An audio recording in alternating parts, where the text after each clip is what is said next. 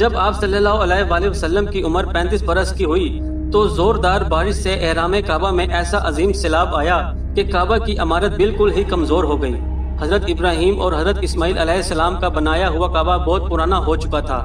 عمالقہ کبیرہ، جرم کسی وغیرہ اپنے اپنے وقتوں میں اس کعبے کی تعمیر اور مرمت کرتے رہتے تھے، مگر چونکہ عمارت نشیب میں تھی اس لیے پہاڑوں سے برساتی پانی کا بہاؤ کا زوردار دھارا وادی مکہ میں سے ہو کر گزرتا تھا اور اکثر احرام کعبہ میں سیلاب آ جاتا تھا۔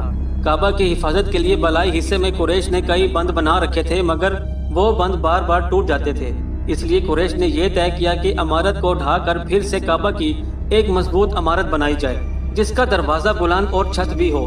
چنانچہ قریش نے مل جل کر تعمیر کا کام شروع کیا۔ اس تعمیر میں آپ صلی اللہ علیہ وآلہ وسلم بھی شریک ہوئے اور سرداران قریش کے دوش بدوش پتھر اٹھا اٹھا کر لاتے رہے، اور مختلف قبیلوں نے تعمیر کے لیے مختلف حصے